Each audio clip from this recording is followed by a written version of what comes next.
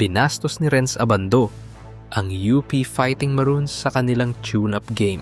At hindi lang basta isang dunk. Sa game na to, sobrang init ni Abando.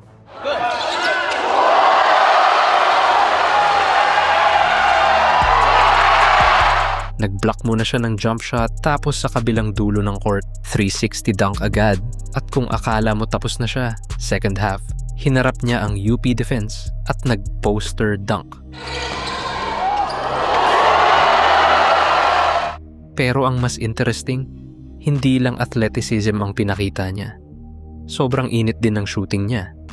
At mapapansin mo yung release point ni Abando. Sobrang taas.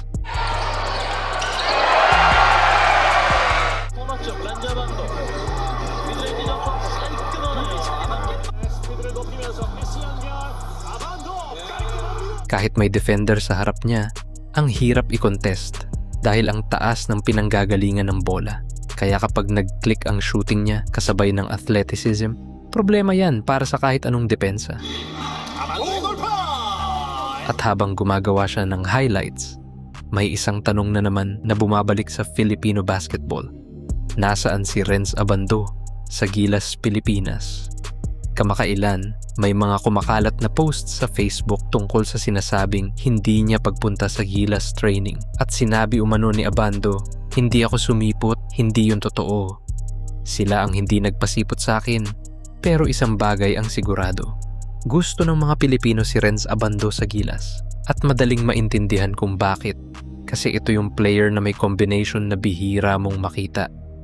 Wingspan, athleticism, shooting. At yung ability na biglang gumawa ng play na magpapatalon sa buong crowd. Kaya nitong off-season tune-up games, interesting na makita kung nasaan na ang laro niya. At sa ngayon, mukhang ready siya. Hindi lang siya naghahanap ng conditioning, mukhang talagang hinahasa niya ulit yung buong laro niya.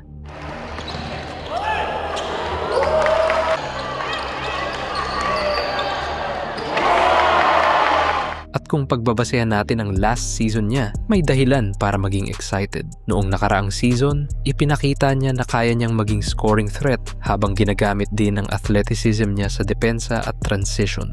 Hindi man siya laging nasa spotlight, nandun yung flashes ng player na alam nating kaya gumawa ng malaking impact. At ngayon, sa mga tune-up games, parang mas aggressive siya, mas confident, mas komportable sa shooting. At kapag ganito ang Renz Abando na makikita natin pagdating ng competitive games, baka may bagong problema na naman ang mga kalaban niya.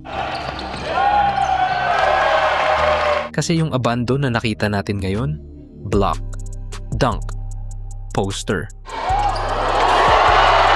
Mukhang hindi pa tapos.